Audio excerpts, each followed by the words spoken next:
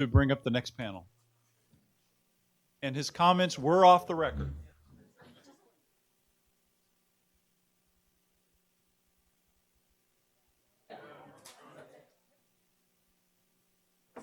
Get rid of these. Yeah.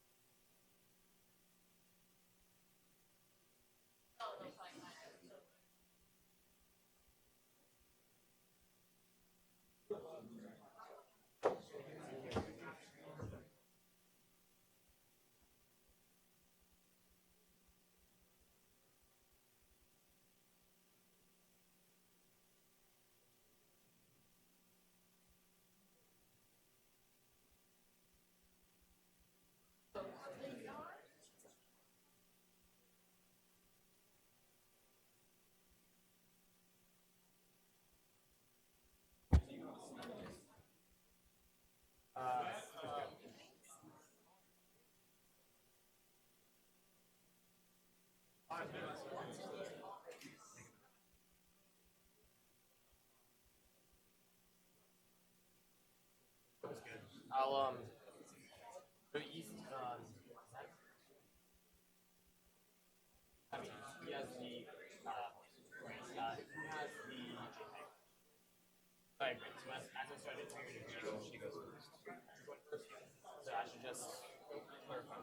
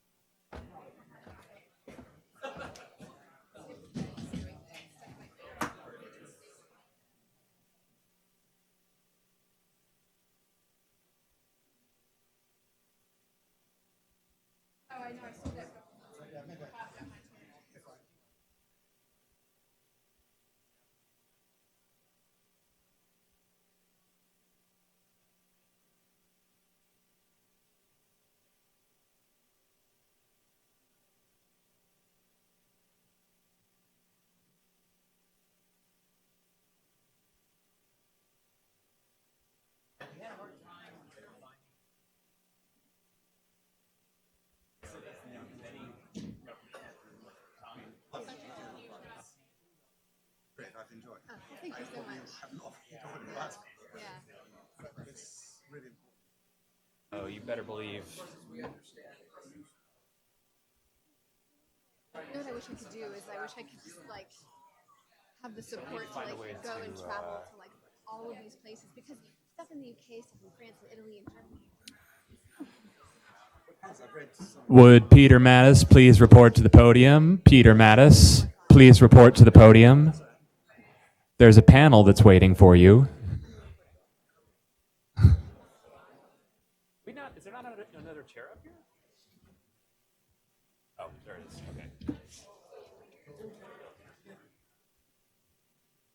And if everybody else would take their seats.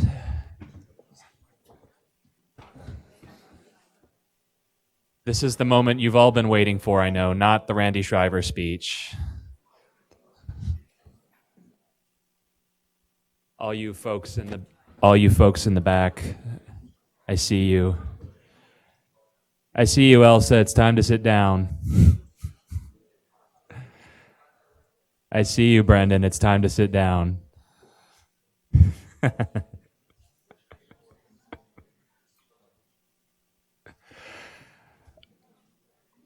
Okay, so as the organizer, I'm technically not supposed to play favorites with panels, but if you put a gun to my head and said, which is the one you were really looking forward to the most, I'd say that this is the one. This is a panel on the United Fronts and CCP influence. We've assembled a panel of some of, I would say, the world's top experts on this subject, to be moderated by none other than Bethany Allen Abrahamian, who has done, did I get that right? Okay.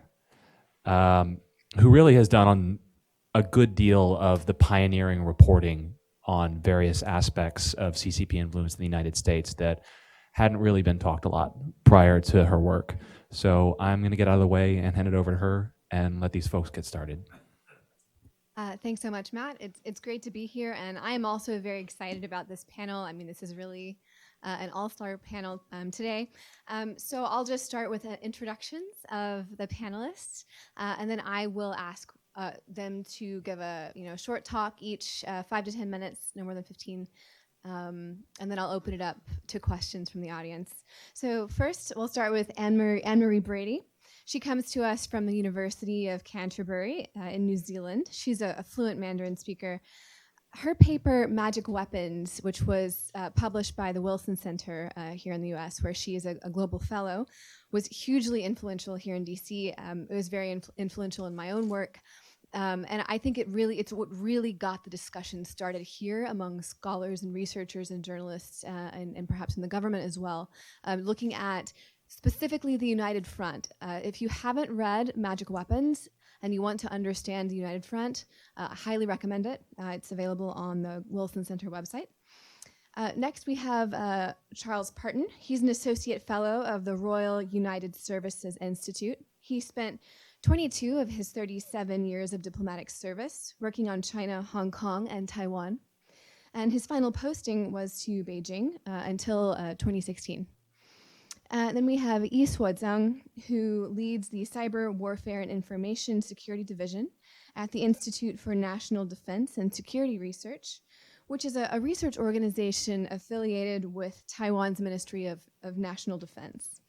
He leads research on China's online propaganda, disinformation campaigns, and digital surveillance of Taiwan and Belt and Road countries. I'm really looking forward to his presentation. I think this is quite cutting edge. So China's involvement in online disinformation campaigns, that's something we normally have associated with Russia. Seems to be something that China is kind of getting its feet wet doing. And then finally, to my right, we have Peter Mattis. He's a research fellow in China Studies at the Victims of Communism Memorial Foundation. He's also been a fellow in the China program with the Jamestown Foundation. And he was previously an international affairs analyst with the US government. So with that, I will open it up to the panelists, starting with Anne-Marie Brady. And after they're done, I will ask one question to kind of open up discussion, and then we'll go to questions from the audience. So Anne-Marie.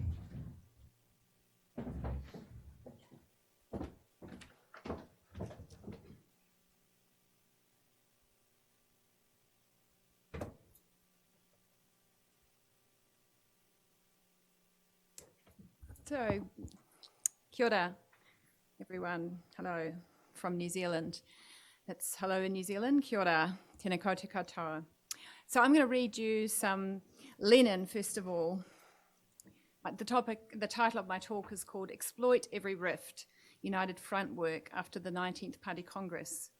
So here's what Lenin says. The more powerful enemy can be vanquished only by exerting the utmost effort and most thoroughly, carefully, attentively, and skillfully making use without fail of every, even the smallest, rift amongst the enemies, of every antagonism of interest among the bourgeoisie of the various countries, and amongst the various groups or types of bourgeoisie within the various countries, and also by taking advantage of every, even the smallest, opportunity of gaining a mass ally, even though this ally be temporary, vacillating, unstable, unreliable, and conditional.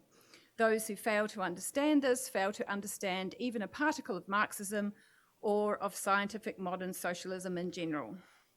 And People's Daily, 1st November 1977, comments, those who correctly apply this policy can master a mighty revolutionary army of the masses in their millions upon millions to concentrate the attack on the chief enemy and to triumph in the revolution.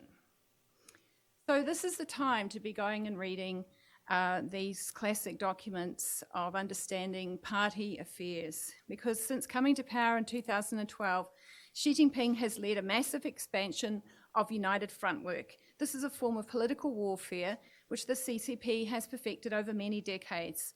The United Front is a classic Leninist tactic whose goal is to forge the broadest possible coalition of interests so as to undermine whoever or whatever entity the CCP determines as the chief enemy. So when we look at Xi's United Front strategy, we need to both examine its participants and also work out its targets. International debate on China's increased United Front work and political interference activities under Xi has so far frequently focused on the CCP's United Front work department. But this is an error, one which reflects the lack of attention to studying party affairs since the breakup of the Soviet Union in 1991. It cannot be emphasized enough. United Front work is a task of all CCP agencies, as well as a basic task of every CCP member. Every CCP agency, from the International Liaison Department to the Central Propaganda Department to the Chinese People's Association for Friendship with Foreign Countries, is tasked with United Front work activities, as are PRC government departments and local authorities. The PRC is a party state. Since the 19th Party Congress, Xi has removed any veneer of separation between the Chinese Communist Party and the Chinese state. So while the United Front Work Department does indeed play an important role in CCP United Front work, comprehending China's modern political warfare tactics requires a deep understanding of all the CCP's agencies, their policies, their leaderships, their methodology, and the way the party state system works in China. Like the Bolsheviks, the CCP uses United Front work in both domestic and foreign policy. Xi is running China in crisis mode, and the return of direct party control over key fault lines such as ethnic affairs, especially with regard to Uyghurs and Tibetans, religious affairs, and the overseas Chinese, is indicative of this. And this shows us how the CCP's revolutionary and transformative foreign policy agenda and methods are now being merged with the Chinese state's more mainstream foreign policy activities such as trade, investment, and top-level diplomatic meetings. And the last time that we saw these two aspects merge was in the 1940s, before the CCP came to power. Well, it's the foreign aspect of China's contemporary United Front work that has hit the international headlines, due to a series of revelations about the scale of CCP United Front work activities in Australia, New Zealand, France, Germany, and now the USA.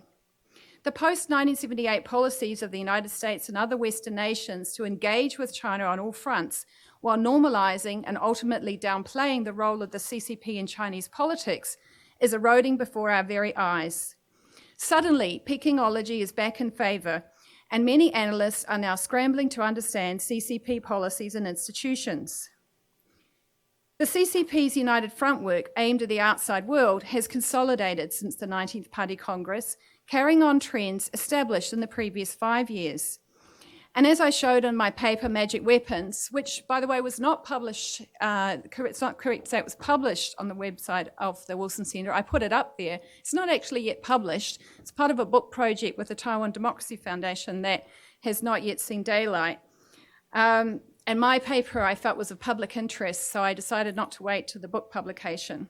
So these are the 4 categories of Xi-era United Front work activities. 1, stepped up efforts to manage and guide the Chinese diaspora, and that means both the Han Chinese as well as ethnic minorities such as Uyghurs and Tibetans, so as to utilize them as agents of Chinese foreign policy, while meting out increasingly harsh treatment to those who do not cooperate. 2, co-opting and cultivating foreign economic and political elites in the nations of the world to support and promote the CCP's global foreign policy goals. 3, a global multi-platform strategic communication strategy to promote the CCP's agenda. And 4, the formation of a China-centered economic and strategic bloc, One Belt, One Road, or as the CCP prefers to call it in discussion with foreigners, the Belt Road Initiative. And it's a classic United Front Belt Road Initiative because it's pitched as beyond ideology and is designed to create a new global order, what CCP analysts describe as globalization 2. And because Xi is running China in crisis mode, the government also needs to bring the information environment in China under control. And unlike his predecessors, he has the power to do so. And in order to do this in a porous global information environment, the CCP must try and curb debates related to China's interests outside the country as well as within. This is why the Chinese diaspora, as well as the international China studies community, have been the focus for United Front work activities, from interference in the editorial line of overseas Chinese language media to pressure on leading academic presses and universities to succumb to CCP censorship guidelines. Unfortunately, decades of post-Cold War complacency, of arrogance about the security of liberal democracies over communist systems, as well as the cumulative economic impact of market liberalist theories on the public sector, has left the foreign targets of China's political interference operations spectacularly unprepared to deal with this challenge that they are only now beginning to perceive. And adding to these long-standing problems, since 9/11, Western intelligence agencies have been almost exclusively focused on counterterrorism, and few have any Chinese-speaking specialists, let alone specialists on the CCP party state. In many countries, Chinese language teaching has been outsourced to the Confucius Institutes and Confucius classrooms, which are guided by CCP censorship requirements, but astonishingly subsidized by their foreign hosts. In effect, we have all been paying for the CCP to promote the party line in Chinese language teaching and China studies. And foreign media outlets such as Washington Post and Australia's Fairfax publish inserts from China Daily. Radio Free Asia Chinese language programs take instruction from the CCP on sensitive China-related stories. Hollywood only makes movies which will pass the CCP censors, and Twitter closed down the Twitter feed of the CCP's bête noire, high-profile whistleblower Guo Wengui. And meanwhile, in the China field, we have some analysts who rely on PRC student interns to conduct their research, the same students whose loyalties are managed by the Chinese Students and Scholars Association. Many of my colleagues take all expenses paid trips to China in generous adjunct positions at Chinese universities. It is no wonder then that at a time when one would expect the China field to be stepping up to explain the situation to their governments and the public, many of our leading China academics are instead either mute or downplaying the risk, sometimes using CCP talking points to do so. And yet there are strong signs that a concerted response to deal with the challenge of the CCP's increased political interference activities is underway, both in targeted nations and via joint efforts. And in September 2018, Five Eyes partners formed a counter-foreign interference group, and the actions of China and Russia will be the main focus. The US Congress introduced several bills in 2018.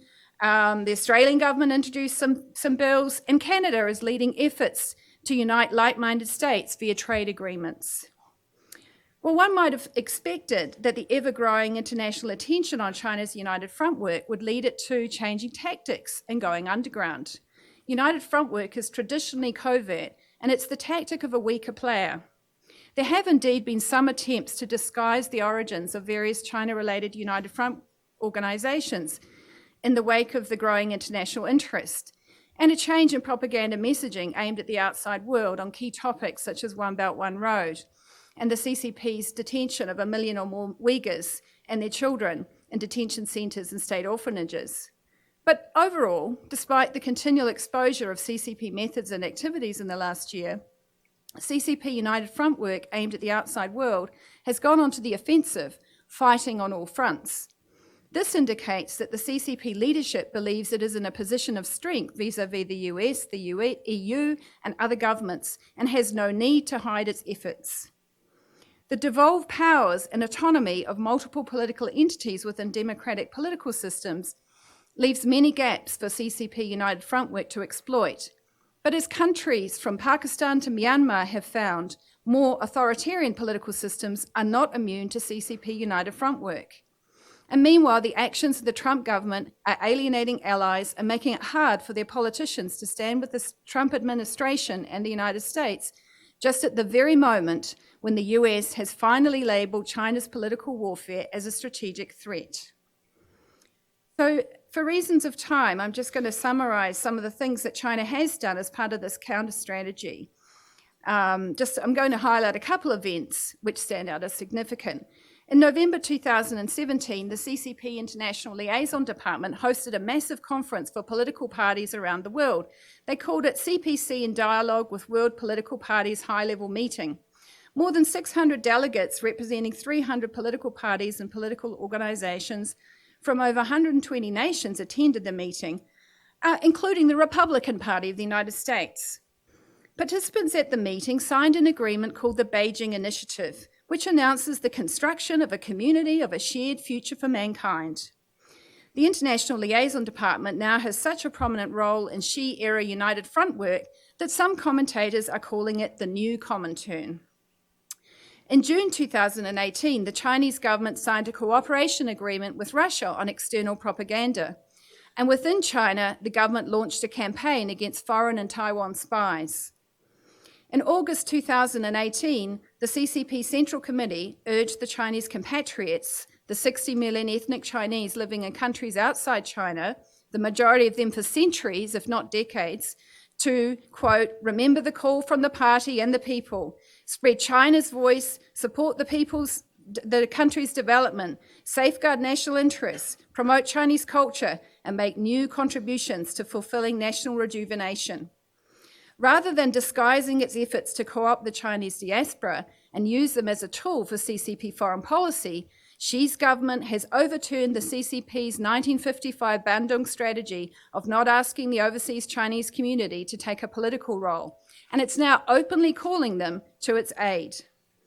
So, as Lenin recommends, Xi is exploiting every rift and fighting on all fronts, at the same time as continuing to seek partners to unite with against the chief enemy, the United States and other Western democracies, whose engagement strategies were designed to undermine the CCP party-state system.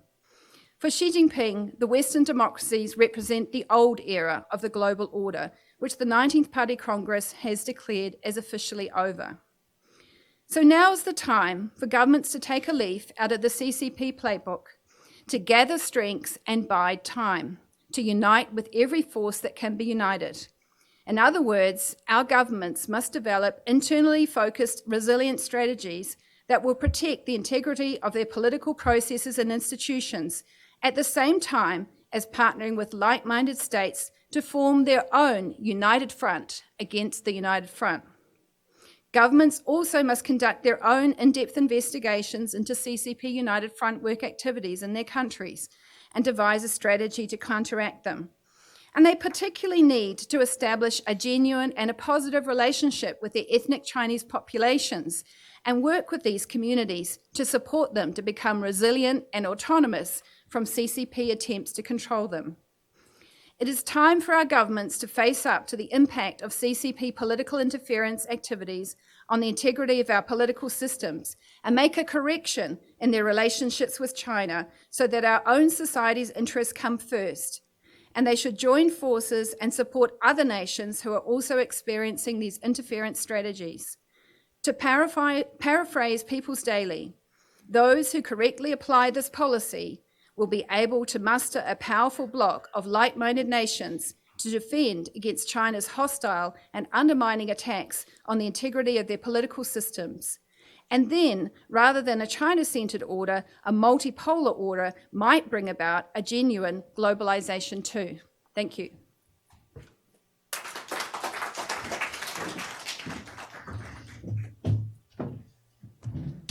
Well, I'm going to sit down because my glasses don't see that far. Thank you very much, firstly, to Jamestown for inviting me. And I commend your bravery because this is the first time I've ever attended an event like this and spoken at one. But I have moderated, and I know what it's like when someone runs over. So Bethany, just rein me in when I go too long.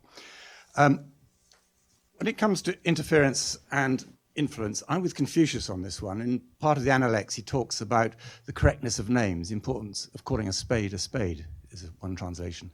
And I slightly disagree with the title of this when we talk about influence. I think we should be talking about interference. Influence to interference is a spectrum. It runs from public diplomacy right through to the ultimate form of interference in another country, which is war.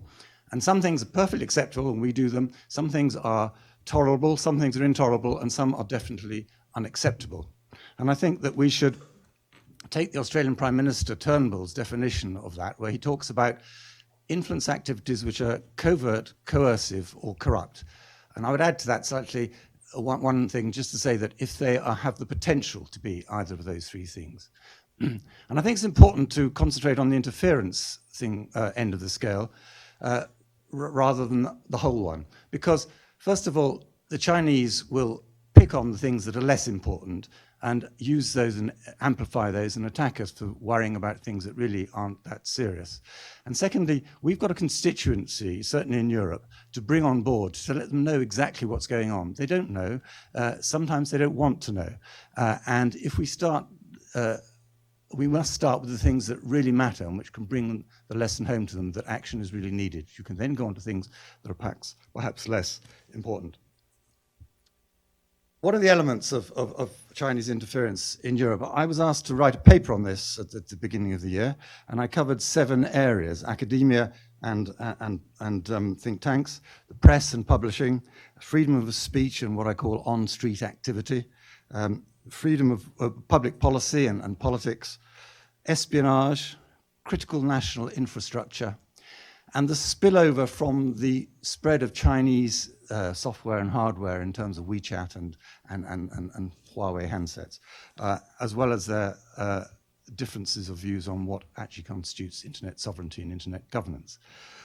Now, I don't see actually that there's much difference in what the EU is experiencing than anywhere else in the world, and nor is that surprising. After all, this is a very concerted, overarching strategy, the United Front. And so why should it be different? But there are some areas, perhaps, where we receive more or less attention. And there are 1 or 2 differences. So first point is that I entirely agree with those who talk about Australia and New Zealand as being the Shrudian, the experimental zone, which China uses, then, having learnt the lessons there, to go further. It seems to me that in all the 7 areas of my paper, there are plenty of evidence of interference. Second point that maybe is a little bit different from Europe and the others of the Five Eyes is that our overseas Chinese community is much smaller than yours. The United Front has primarily worked through the overseas Chinese community. It's their first port of call. In UK, we have about 0.75% of our population is ethnic Chinese. In New Zealand, in the last census, it was 4.3%, Australia about 6%. So the actual business of interfering with, let's say, a political constituency and getting an MP elected or deselected is much more difficult in our country. But that doesn't stop them interfering in politics. And I can give you a very specific example from my own observation as an advisor to our Parliament's Foreign Affairs Committee the other day, when in an inquiry session, 4 members of the Chinese embassy turned up. They spoke to a witness in the corridor. They handed over a piece of paper. They sat right behind the witness when giving evidence. And it was pure intimidation. And indeed, it worked, because the witness said afterwards, I hadn't realized they were going to be there. I had to change my evidence at the last moment. So I think I regard that amongst, and there are other instances I could do as direct interference. Thirdly, I'd say there are certain aspects why things differ between European countries. In the UK, we have 100,000 Chinese students.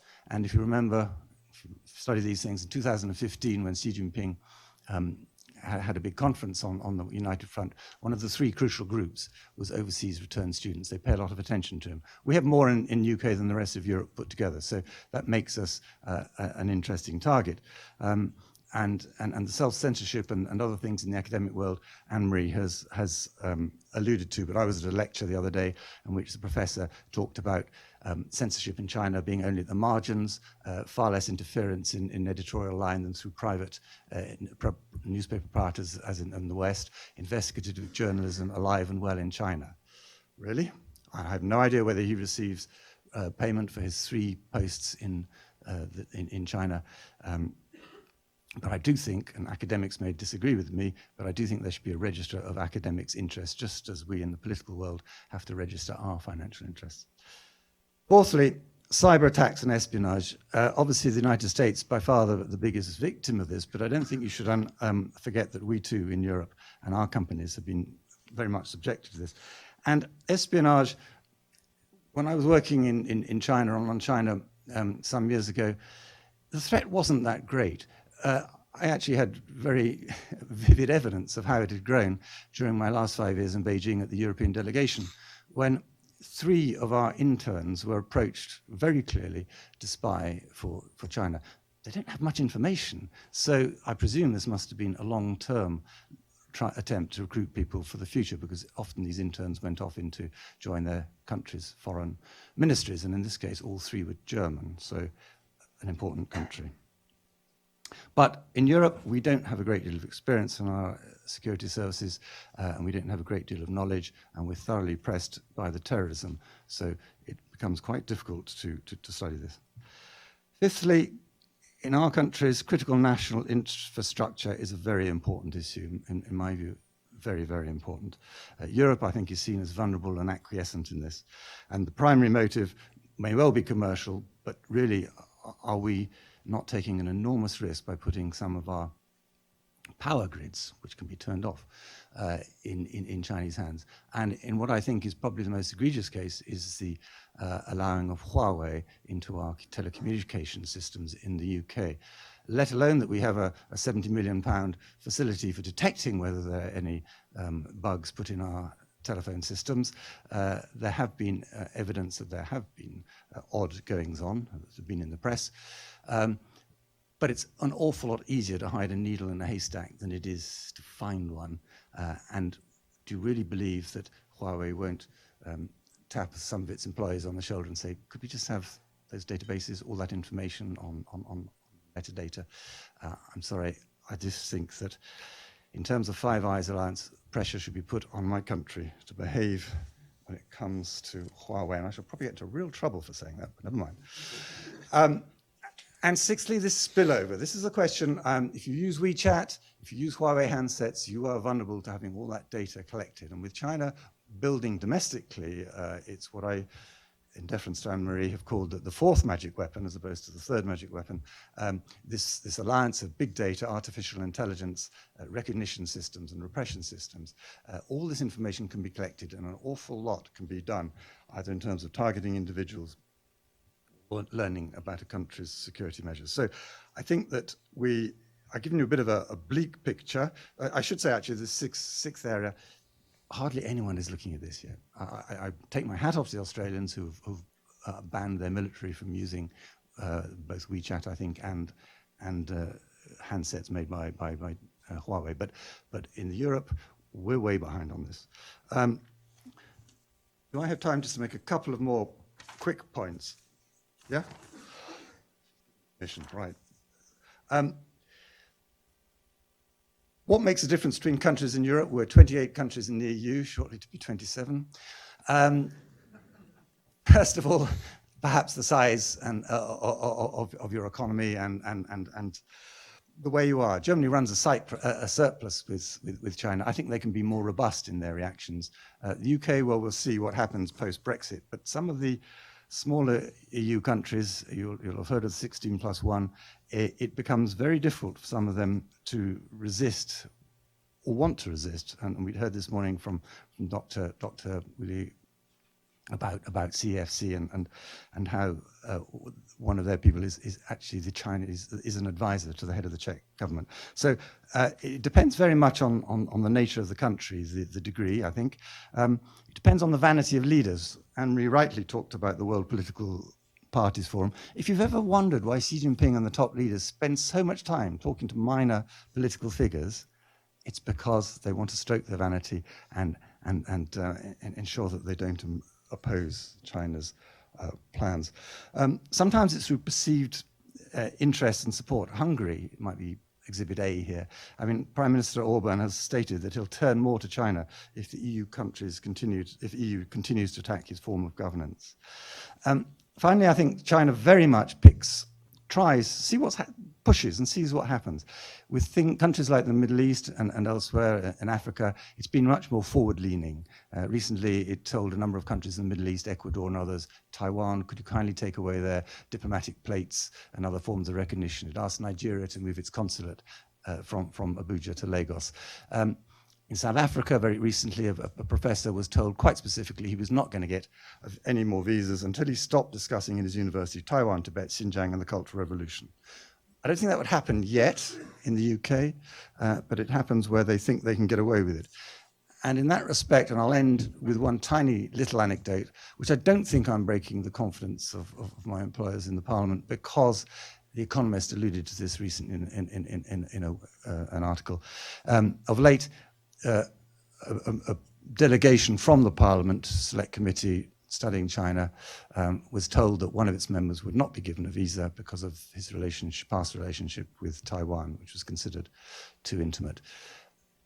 I was pleased to see that the delegation said, well, if one person doesn't get a visa, then no one's going, and we will have to explain to our Parliament why. And that form, which to me I think is the first one on Taiwan. We've had refusals on Hong Kong before, but that I think was the first occasion where they tried that. And fortunately, the bullying was met with a firm resistance, and they backed down. But that's the point. They're pushing. Gone over, sorry. Am I all right? I won't, other than to say that that I was going to talk very briefly about how we counteract all this. I will just give 4 words, and we can either come back to this or not. We don't have many weapons as liberal democracies, or 5 words actually. The first, I think, and they've been alluded to all the time. The first is knowledge. We don't know enough. We've got to study this more. We've got to put more resources into it. Secondly, transparency. We really do need transparency. It is a light that makes these sorts of covert, coercive, and corrupt activities much more difficult. Thirdly, we need publicity. We need our press to be, not just the press also, but our parliaments and our governments to be much more outspoken when they come into elements of this. Fourthly, unity. Unity within our own governments, so it's not just maybe foreign affairs, or in our case, the Cabinet Office, which is looking at these questions and thinks seriously about them, but all our other ministries that may be involved. And unity between Five Eyes allies, unity more broadly with liberal democracies. And finally, a word on reciprocity.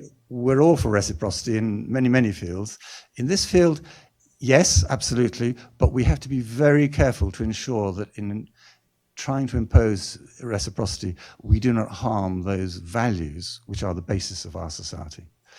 That would be a Pyrrhic victory. Thank you so much, Charles. Next, we have Eastwood.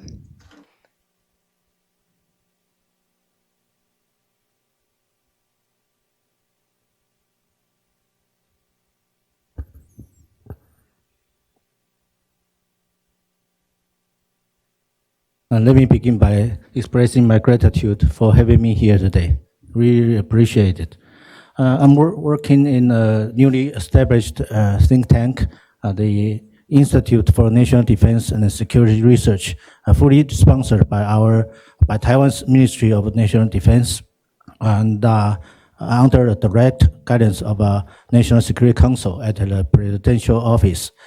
Taiwan's President Tsai Ing-wen has expect highly of this institute, which is also a salient indicator of her strong determination to strengthen Taiwan's defense capacity. In her address, national speech in our National Day, October 10th, just 2 days before, she covers 4 dimensions for Taiwan's national security blueprints. And at the 3rd dimension she refers to counter the necessity to counter disinformation, foreign interference, and political warfare, which is what I'm going to address today, China's overseas influence campaign, but in cyberspace. But let me do a little bit of promotion. This is a historical site in which we work in, and you are all welcome to come by, and that we have further discussion for real significance cooperation. Here's what I'm gonna do today. I'm gonna address how we got here, how the CCP United Front work in cyberspace got here from traditional so-called offline traditional way to the online innovative way. And then we discuss whether there's a tailoring differentiation to different countries, and finally their ultimate goal. But to be sure, all tricks die hard. You used to have tactics in United Front work or influence campaign regarding rumor. Now you have fake news online, and then you used to praise a wage, and now you pour in trolls in social media. And you used to unite with a secondary enemy to strike the number 1 enemy, and now you create echo chambers and the subsequent echo chambers, and it goes on.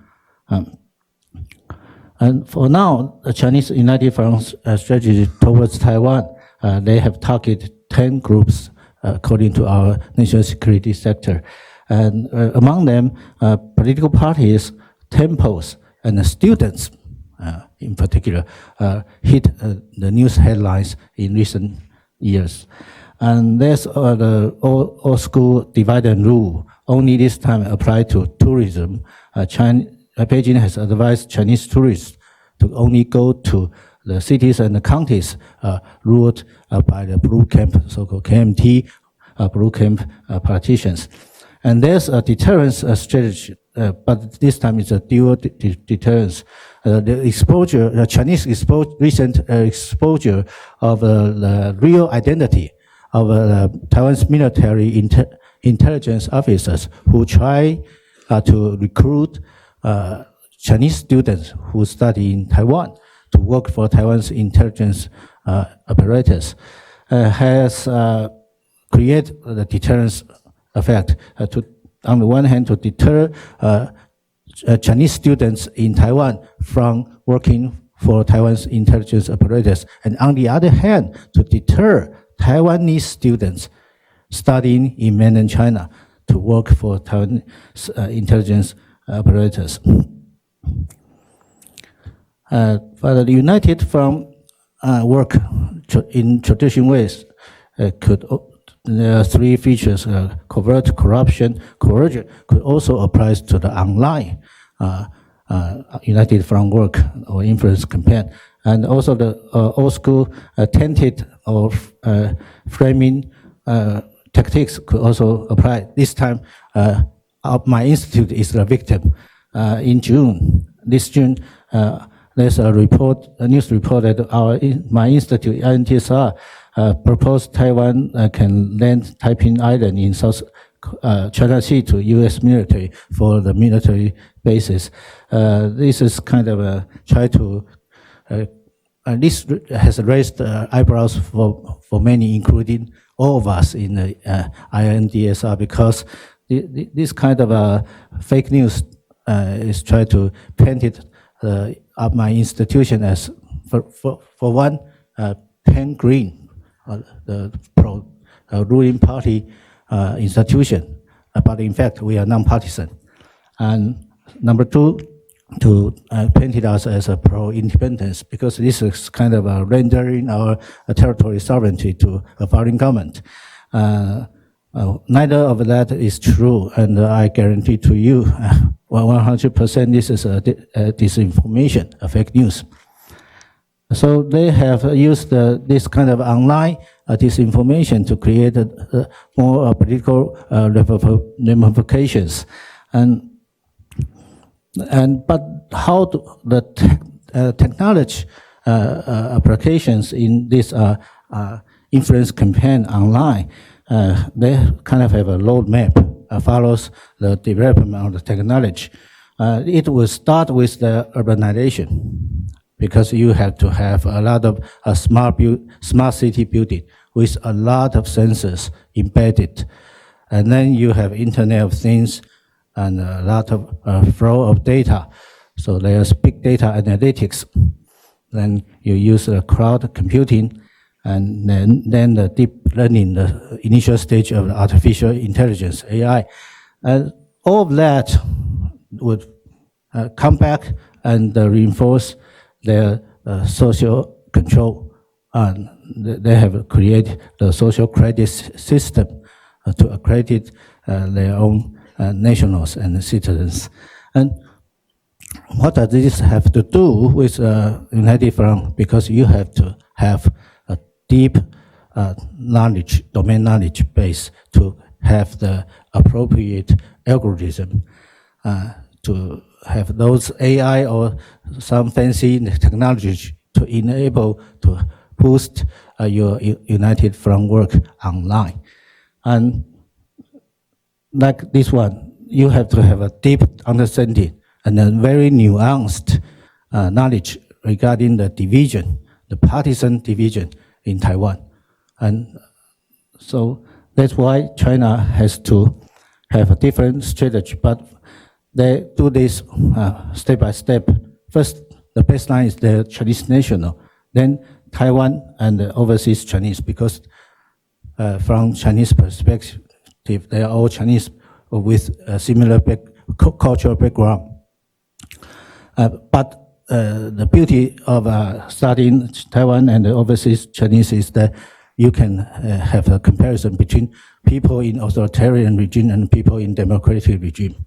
There will be a different behavior pattern. And then they would use that to spy on Belt and Road Initiative countries to create more diversity of knowledge. And they can do this because they export smart city apparatus to the Belt and Road Initiative countries. And finally, the ultimate goal is to deal a serious blow to the United States. That's the final stage. So the different differentiated tactics for domestic social society, they collect as much data as possible and do the big data analytics.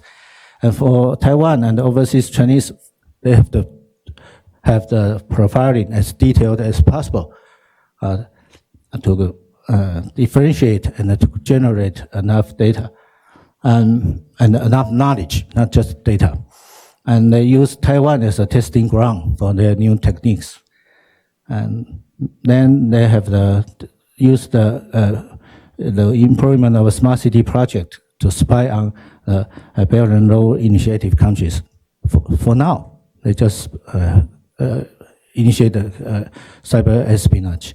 And then they use what they have learned, what they have got, and tailor that to the United States to follow the steps of Russia. So you can see that in the United States, China's influence campaign is not yet so fancy. They are still falls under the traditional catalog. And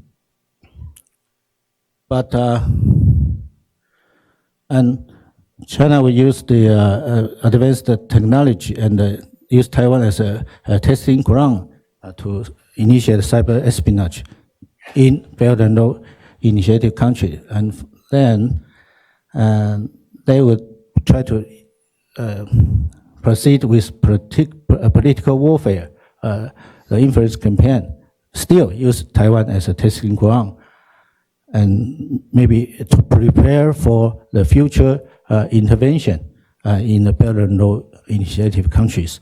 So the United States now under Chinese influence campaign is still in a traditional way. If you ask me whether China has initiated cyber influence campaign or united front work, my take is not so fast. So the question is, I think the real issue is to contemplate where to go next. Should we just settle? Are we going to live with Chinese influence campaign, or what? And our President Tsai on Taiwan's National Day has has proposed to form I will copy from Dr. Brady that form a united front to counter united front. Yeah, so to cooperate with like-minded international partners and on countering disinformation. But my take is to expand a little bit to form a coalition of like-minded countries to counter Chinese influence campaign. First step would be it would be totally neutral to have intergovernmental information sharing. Regarding joint operation to counter influence campaign, I would say let the non-government activists like white hat hackers to proceed first and see how it goes. So I guess my time's up, so I'll stop here and turn the floor back to the chair. Thank you. Then I can go back. And regarding the R&D enabler, you may all aware of the Bloomberg report regarding the tiny chip, and that reminds us that Taiwan and the U.S. are on the same boat because we are closely related and cooperative on the supply chain security.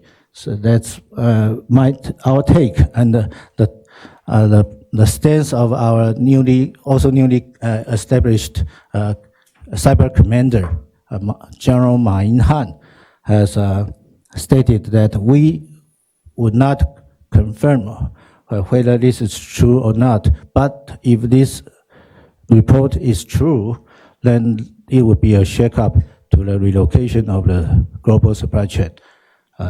So I'll stop here and turn the floor back to the chair. Thank you all very much.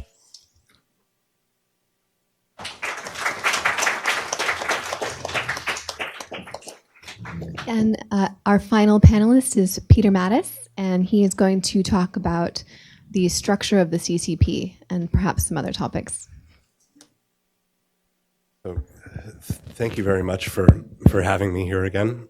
I'm not sure if there's a conference in DC where I see as many familiar faces and friends. Also a real pleasure not to be organizing, as I've done my sort of 2 iterations of this, and it was for another. So thank you very much, Matt, for all of your work in organizing and putting it together.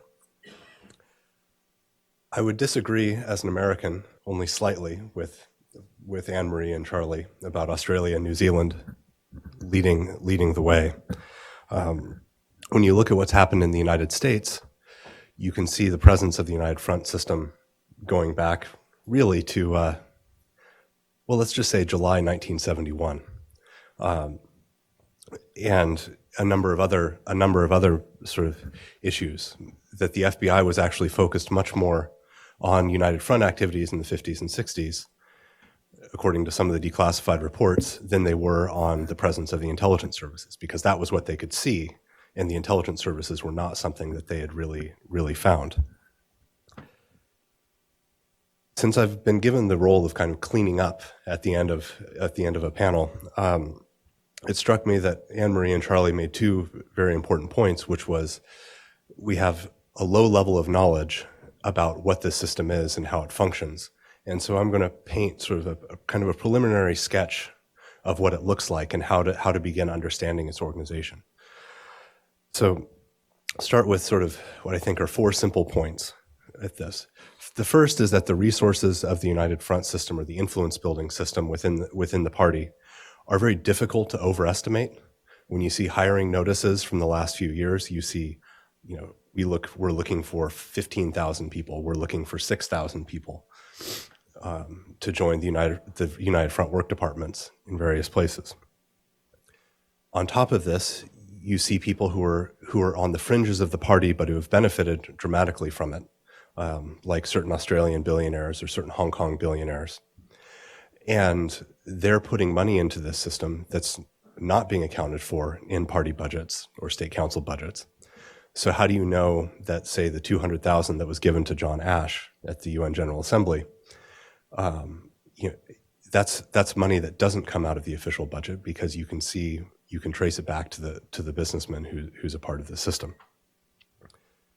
The second is that these are not rogue actors. This is not a bunch of overzealous cadre doing something that the party doesn't want or taking their orders to an extreme end. This is the work of the party center, and it's understood as such from the party center on downward. As Anne-Marie said, this is the work of all party cadre at all levels, sort of anytime, anywhere. The third, which I think also follows from this, and it's a good way to distinguish this from some quasi-comparable concepts like covert action in the United States or active measures from Russia, is that this isn't something that requires special policy channels. This is actually part of the day-to-day routine operations of the party. They don't need specific authorities to go out and do things the way that covert action is run in a democratic state, where there's an entirely different policy system to run things through. This is simply, in a way of saying, like, this is the role of the party. This is your, as a party secretary at a local level, you've got economic development, you've got looking after party discipline, you've got cracking down on corruption, and you've got United Front work, among many others. The fourth that I think bears some pointing out, because whenever you talk about this issue of disinformation or propaganda or covert action, people want to focus on the messaging. And that's not really what this is about. United Front work is about political mobilization. So put it in another way, it's about the medium, not the message. If you control the channels through which someone understands the world, then you have a much greater chance of impacting the way that they think. Whereas if you just put a propaganda insert into a US newspaper, the actual impact of that is unlikely to be all that substantial. You're just sort of, I mean, in one sense, you're just kind of marking territory, really. But if you buy up, say, all of the Chinese language media, and you have censorship on WeChat, all of a sudden you've changed the dynamic of the overseas Chinese media environment. And now you have the ability to inject messages in a way that are more beneficial or more persuasive, because you're drowning out other voices. So this isn't just about issues of control, it's about raising up particular voices. So as much as censorship might play a role, it's also about empowering other people and other voices that are positive and helpful. There's a question of why does the CCP do this? I mean, apart from the fact that they're a Leninist organization and they view the world in very Carl Schmitt-like terms of who is a friend, who is an enemy, and that's the central political question. But I think, I think another good answer is that United Front work in Leninist theory is about how the party interacts with social groups outside the party, which is all well and good, but if you try to quote Lenin to someone from the Washington Post, that's really not going to make it as a quote.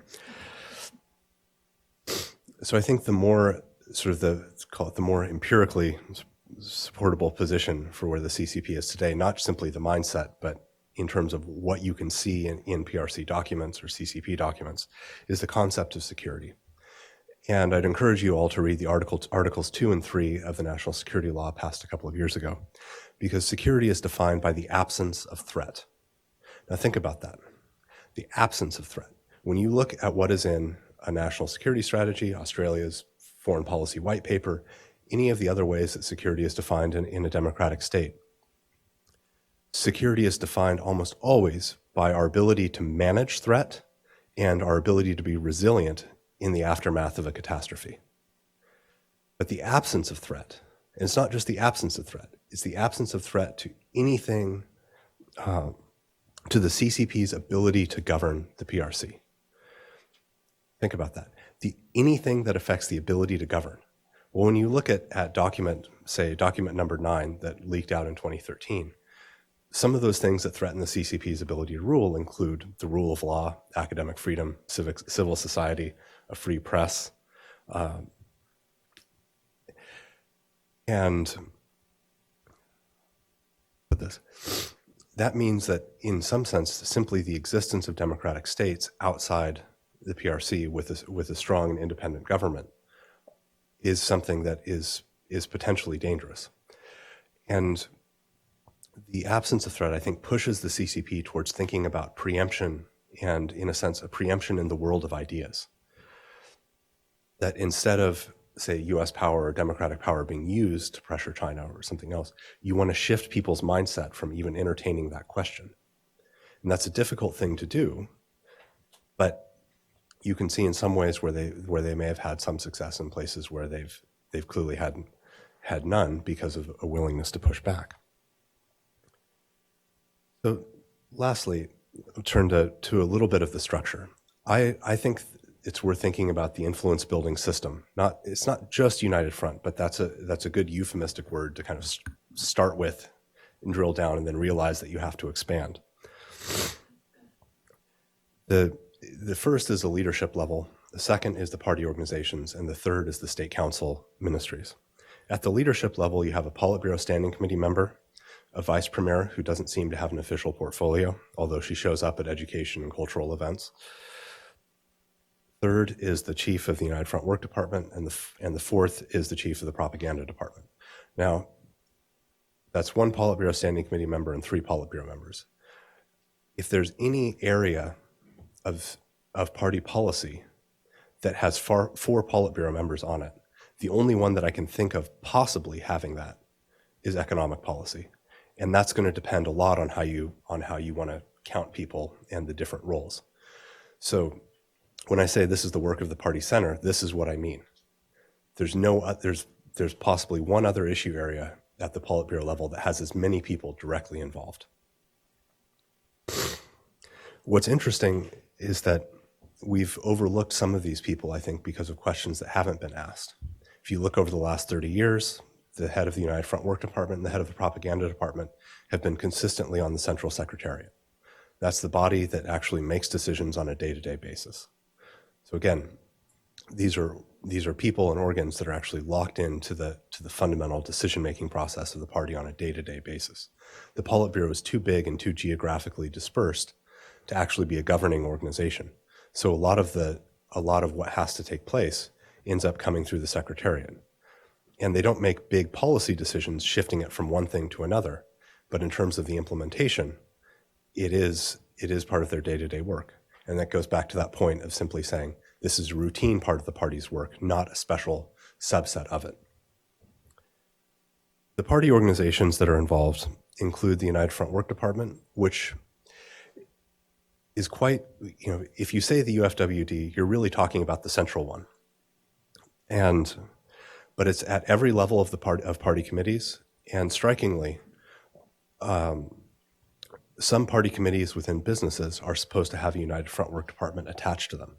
This is something that I've identified through United Front Work Department writings, but haven't yet corroborated with sort of specific identification. But it's something to keep in mind that this isn't anywhere that you see a party committee, you conceivably have a professional United Front apparatus, not just sort of party cadre who are asked to do this as a part of their broad range of responsibilities. Other important places are the propaganda apparatus, because they are involved in dealing with overseas Chinese media, purchasing Chinese language media outlets, and you can't separate that from this work. A third is the Chinese People's Political Consultative Conference, which I compare to kind of a militia for the United Front system. The head of the United Front system is the chairman of this. But from the central level down to the local levels, according to their own figures, there are roughly 617,000 people that have a People's Political Consultative Conference membership. And at the central level, it's about 40% of the members are party members or CCP members. At lower levels, for example, Chao Chok-wing, his Tianhe municipal or county PPCC only had 2 party members who were official, and the rest of about 40 were simply private citizens in one capacity or another. The International Liaison Department that Anne-Marie mentioned is also a piece of this, simply because although it's been known as the party's diplomatic arm and for handling fraternal relationships with other communist parties, it basically deals with political elite from a lot of different areas. And it's been bandied about in the last by a number of China watchers as this is one of China's intelligence services because of how close those relationships can be. Interestingly enough, the International Department of the CCP was carved off from the United Front Work Department in 1951. So it tells you a little bit about its heritage and what it was intended to focus on.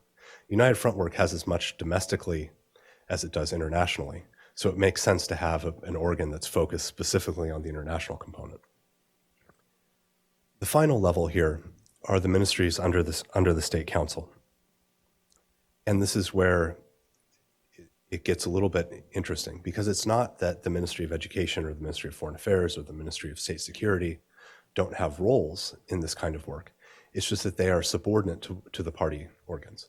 And each of these ministries has their own set of capabilities that they can bring to the table for this system to leverage.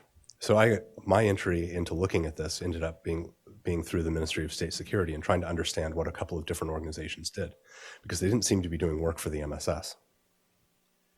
But as I sort of later discovered and kept an eye on them and followed what they did, I realized that they were basically a platform that was owned by the MSS, but that the United Front system rode in on, whether it was in the United States, whether it was in Australia, whether it was in Europe. It was sort of a place where this party system that doesn't have counterparts in a direct way to interact with with many sort of formal organs and institutions in the West, would use these things as an entry point, as a way to come through. So all in there, but I think that gives you a sort of a good sense of why the system is important, why it actually requires a great deal of time to look at it, and how do you even begin to keep track of something like 617,000 people. And those are just the ones that are publicly identified, not simply an apparatus that is present from every party secretary or every party committee from the center on down, and possibly even in different companies. Thank you very much.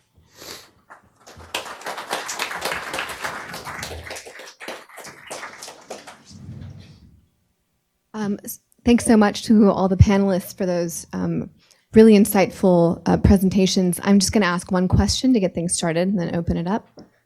We have, how much time do we have? 15 minutes, okay. So last week, Vice President Pence gave a speech. It was kind of, the big US, like the big coming out ceremony for Chinese political interference for a sort of an average American audience. He mentioned election interference, and I was hoping that you could address the difference between political interference and something as specific as election interference. And what does that look like in other countries? And what would it look like here if it happened here?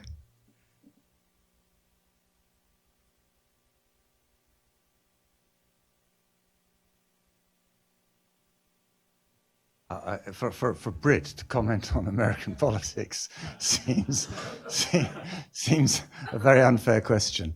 Again, I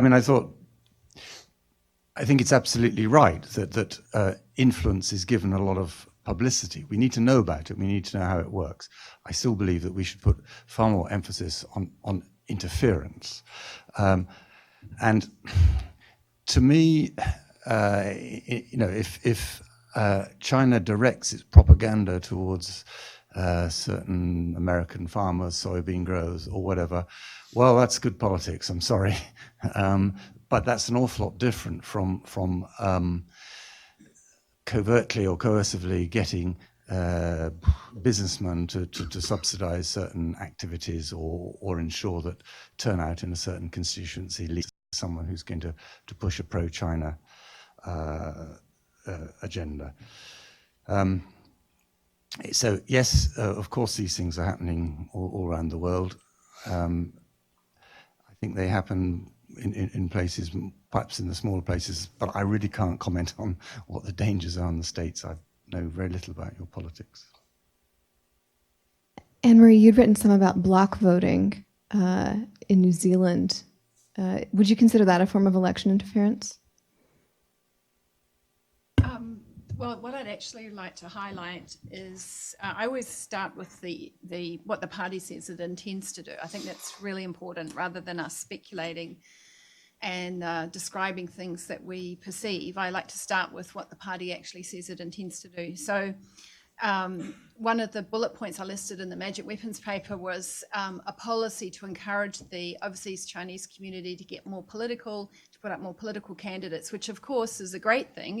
Each ethnic group within our society should have political representation, but not when you've got the PRC embassy then leaning on these candidates once they're selected, and in the case of my country, once they're in parliament particularly, and giving them instructions. So this is the really challenging thing, is that we want representation of our diverse communities, and we have to find a way in our countries to, like I said, with our local Chinese communities, our New Zealand Chinese, American Chinese, UK Chinese communities, to work with them, ask their advice on how we can protect them from these kind of pressures from the PRC embassy, and allow them to flourish and be autonomous. This is one of the big challenges. So that's what I would highlight, what the party says it intends to do. And that's where I would look as a concern. Questions? Dan.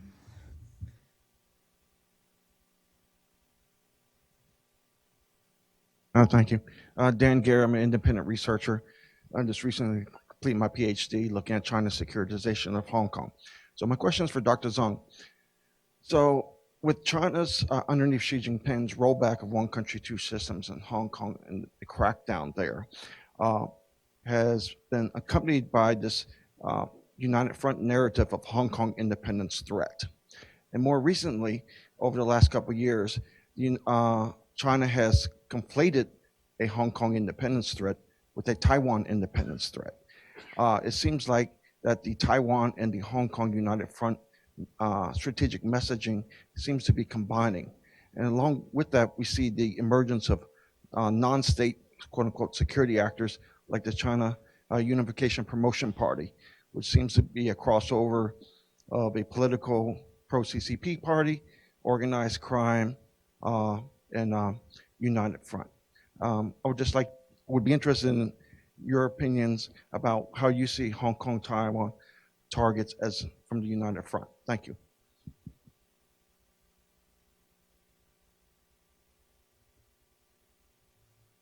Well, the example of the temple is the one well-noted event that will indicate how invasive CCP United Front work has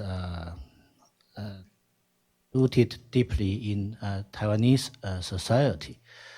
But I would say that they have different way of tactics. The employment of using gangsters, underground society to try to expand their perimeter of United Front work turns out doomed in Taiwan, thanks to the dissemination of information via social media. Because nowadays many in Taiwan may not watch the news on TV. However, they would watch over their handphone all day long. And of course, there will be echo chambers. Somehow, these counter underground sentiment will spread rather quickly. So I see a difference between that in Hong Kong, the situation in Hong Kong and that in Taiwan.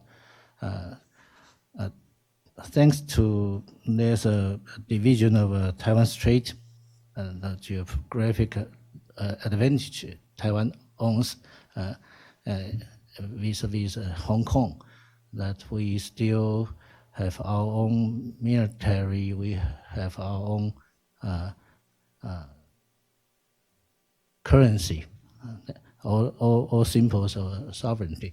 That would not be the case for Hong Kong in the near future. There's only one country, no two system, eventually. So,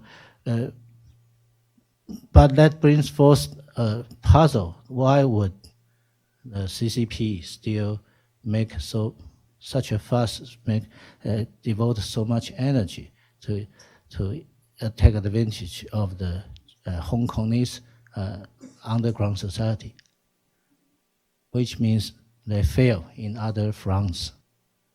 That's only my own opinion. Thank you. Yes, right here.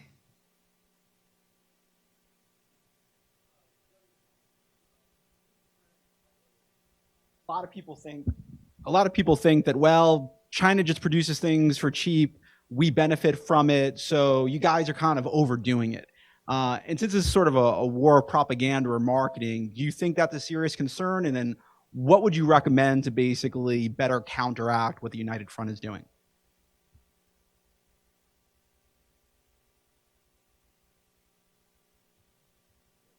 First, I would reiterate, it's about the medium, not the message. It's not propaganda or anything. And if you are going to say, oh, well, it's just marketing, then are you saying that a tens of billions dollar industry exists for no particular reason because we're not able to be persuaded that our cognitive processes can't be tricked or played upon? You have to accept, I think, that piece. Like, it's not just about, it's about control of the medium and control of institutions and undermining or pushing on weak ones. So as far as a response, it's, as people have mentioned, transparency and the ability to have a public discussion. Because if you can't discuss it publicly, if you can't see the kinds of connections that are there, if you don't understand how the party works, then you're not really able to have a conversation in a democratic state about how you deal with this. Because ultimately, a legislature is going to draw the lines about what is illegal and what is legal. And what is legal in a democracy should be leaving a lot of gray areas.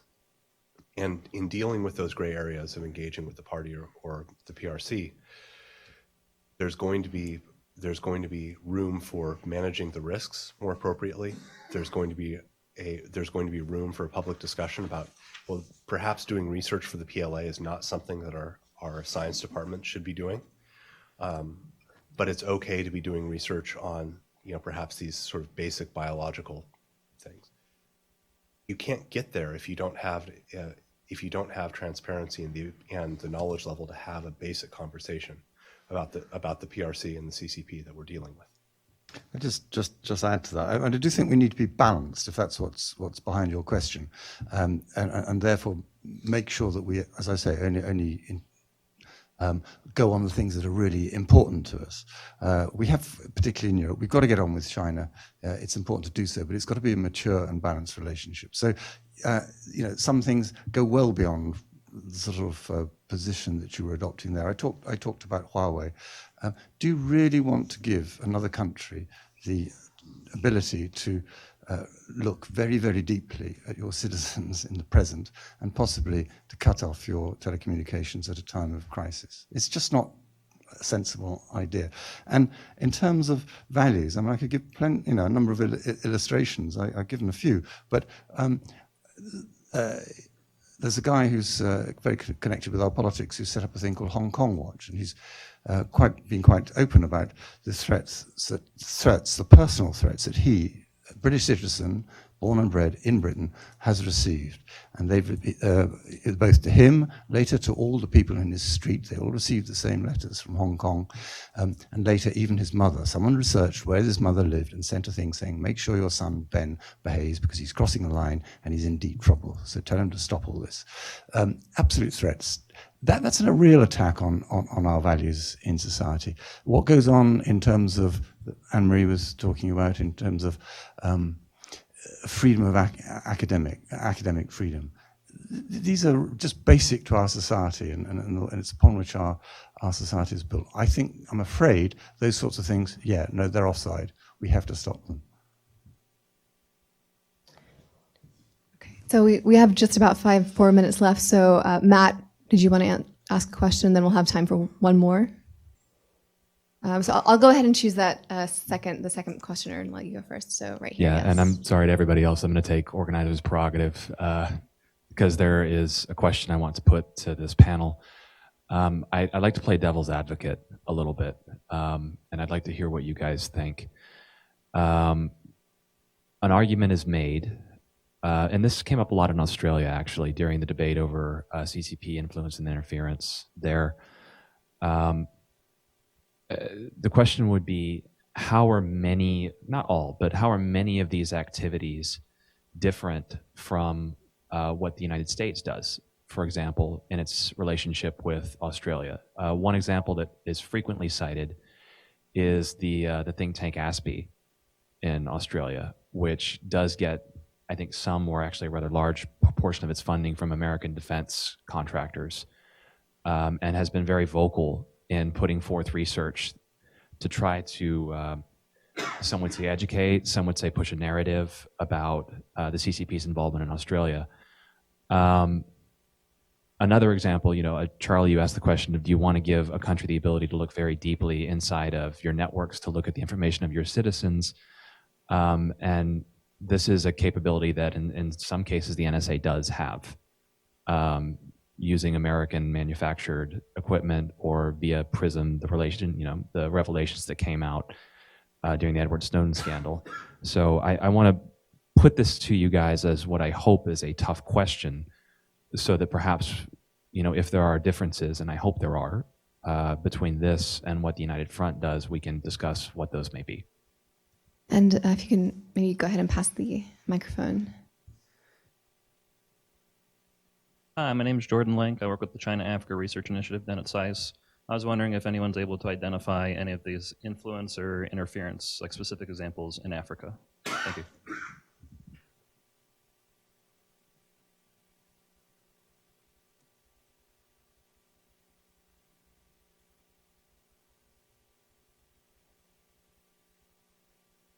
Well, on the first question, I think there's a big difference between the way US funds things and China does. It's very transparent when US. And you can read that stuff, you know where it's coming from, not a problem. I think there's a big difference between that when sometimes the funding is more covert. And on the second question, there's a big difference between the possibility of the US doing this to us. We happen to be allies. We happen to share the same values. So maybe I'm just a naive Brit, but I think I trust the Americans rather more because we're going in the same direction. China talks about hostile Western forces, hostile Western values. It talks about our Cold War mentality. You know when someone accuses you of something that actually they're trying to cover up for what they're doing. It's not us that's talking about a Cold War mentality. I mean, you heard the gentleman from the Pentagon indeed saying, we want to get on with China. We do. It's not so. I'm much more relaxed about the Americans because we're on the same page on our values, and we are allies. China has only one ally. It's North Korea. It has a treaty. I mean, it's a signed-up ally.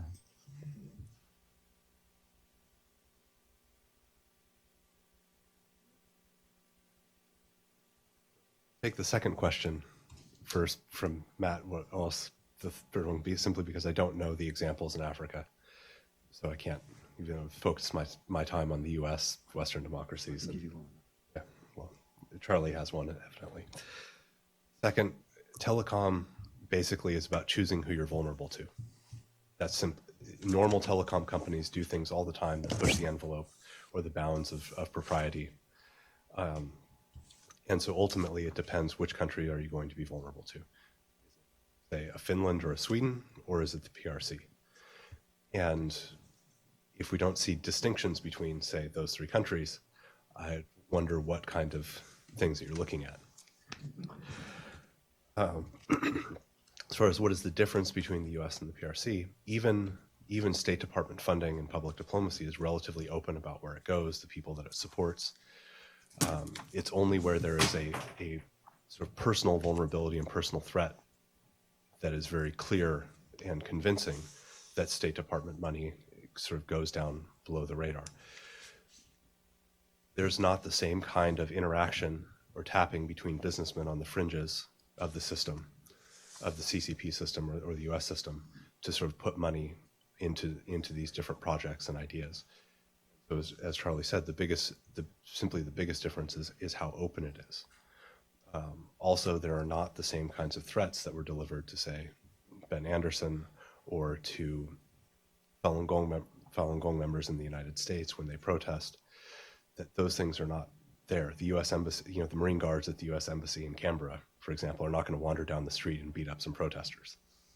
We do have examples in the United States of Ministry of Public Security people doing exactly that. Just very briefly on Africa, I mentioned both the moving of I've already mentioned the Taiwan consulate. I mentioned the case of the professor who was told why he was not getting a visa. Just another one, which I have in my notes here.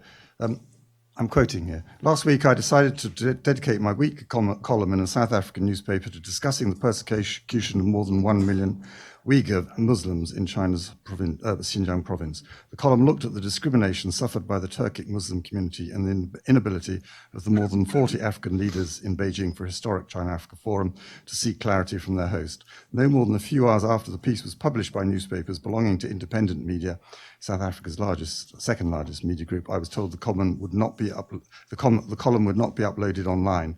A day later, my weekly column on neglected people and places around the globe, which I've been writing since September 2016, was immediately cancelled. I was told that new design of the papers meant there was no longer space for my weekly venting. Maybe it's coincidence, or maybe not.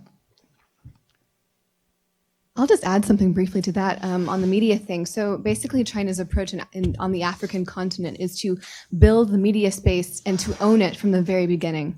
So they have put in tons of funding to basically creating media infrastructures in countries that didn't have them in the first place. So in many African countries, China already completely dominates the media space. And in the example that Charles gave, that media outlet was partially owned by a Chinese media company. As some people say, there is no such thing as a truly private Chinese company. Regarding the first question, I think the United States government wouldn't try to create a word like a panopticon, because based on China's conception of cyber sovereignty, all personal data, as long as it is under the name of in the name of national security, all personal data and all information could be accessed by the government. And in other words, the government, CCP, would try to control your everything you got, including what's in your mind. And the United States government wouldn't put people in a re-education camp. In Xinjiang province, they have access to every move you take, every move you make. Use this patrol, use the goggle with the help of AI, artificial intelligence, to do all those fancy facial recognition. Technology is just the tool, but what's behind the driving force is, I would say, is cause a huge so-called national level terror, I would say. So this kind of I wouldn't imagine that the U.S. would do the similar to follow similar step as Chinese do, and this will also resonate to the the previous question. Is the Chinese threat overstated? Well, maybe not. Maybe we should put more precaution against the invasion to the freedom of our expression and our thinking. That about wraps it up for this panel, so let's give them a round of applause.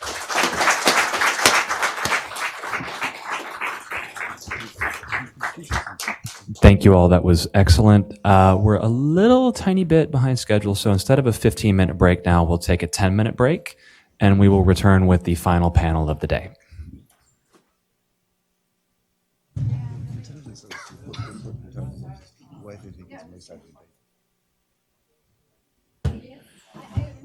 Woo! Guys. Thanks. Sorry, I'm going.